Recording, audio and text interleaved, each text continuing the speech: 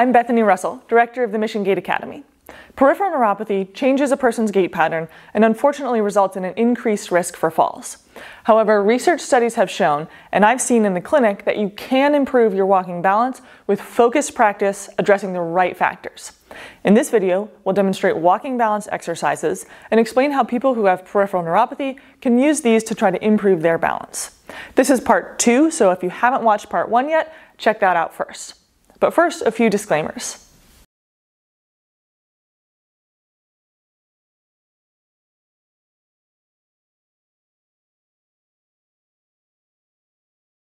We'll be demonstrating several walking balance exercises in this video.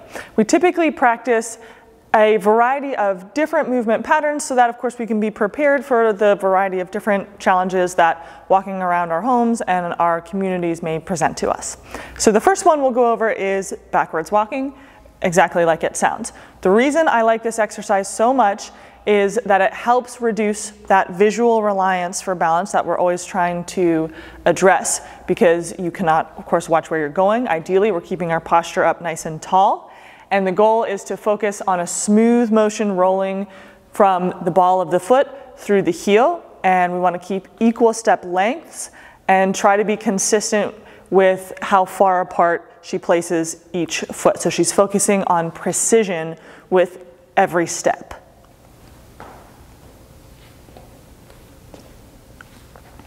Okay, for the next one is going to be walking sideways. I like this exercise because it's very functional for navigating tight spaces like airplanes, movie theaters, or churches. It's also a great progression to weight shifting practice. What I like to have people focus on is, of course, trying to step as quietly as you can, no dragging sounds. If possible, I also like to land on the big toe knuckle side of my foot first, and then the outer part of the foot. And we can progress this by imagining that you're stepping over something with every step.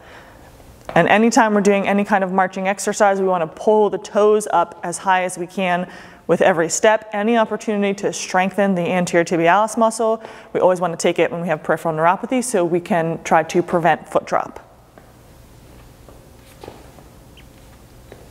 My other favorite progression to sidestepping is to tie a band around the knees or the ankles or the feet and then perform a very, very slight squat, and then she's going to try to stay in this squat as she steps sideways. She's going to continue to try to keep her toes facing straight forward and step on a straight line. She doesn't want one foot to end up in front of the other, so she's continuing to think about very precise and quiet foot placement.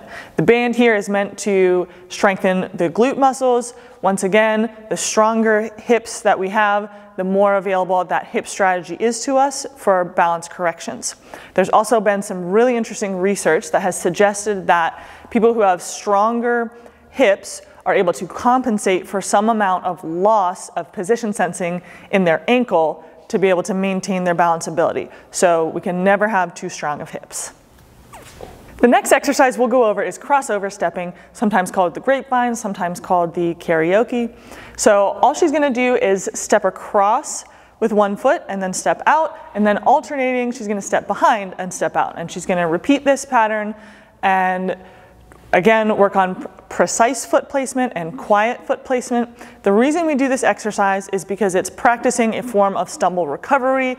You may be able to recall a situation where you tripped and your feet got tangled up. Of course, in that situation, your two choices are be able to untangle your feet or fall. The trick with this exercise is once your feet are crossed over, get some weight onto the leading foot and then step out quickly. Try not to linger with your feet crossed. The next balance exercise we'll discuss is very simply walking with your eyes closed. Of course, you have to have the luxury of a safe environment to practice this in, and you need probably a second person to let you know if you're getting too close to an obstacle. But this is very helpful to work on that, once again, position sensing in the ankles and feet and legs, as well as utilizing the inner ear system to support your balance so that we're not so reliant on our vision for balance. Okay, stop there.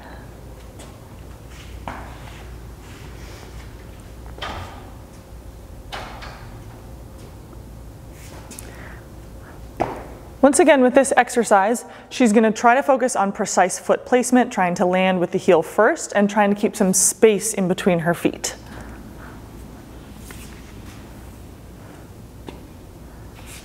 Okay, you can stop. Great, thank you.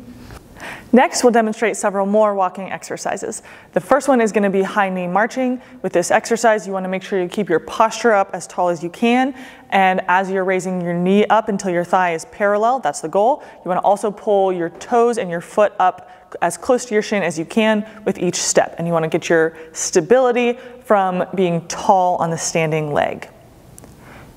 Next, we'll demonstrate heel walking and toe walking, trying to walk without letting your toes touch the ground and then trying to walk on your tiptoes. And these are more for strengthening the anterior tibialis or front of the shin muscles, and then strengthening the calf muscles, which will also help the stronger muscles we have around the ankle. Hopefully the better our ankle strategy can function to help us balance. Then we'll demonstrate walking with head turns, just simply walking straight forward and turning your head right and left, or turning your head up and down, and you're still trying to be precise with your foot placement as you're turning your head. And head turns, once again, are meant to stimulate the vestibular system or the inner ear.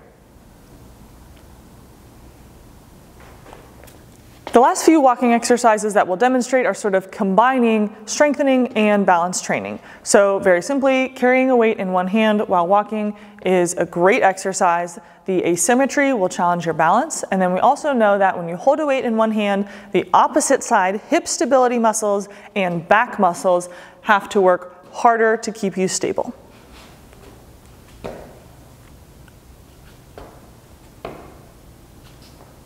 This video is part of a series on rehabilitation for peripheral neuropathy. We encourage you to view our other videos in this series and to share them as well. You can find them on our YouTube channel at youtube.com/missiongait. To stay up to date on our latest content, click the link in the corner to subscribe, and be sure to like and share this video. And if you enjoyed this content and found it helpful, please consider joining the mission and donating using the link below or using the donate button on our website, www.missiongait.org.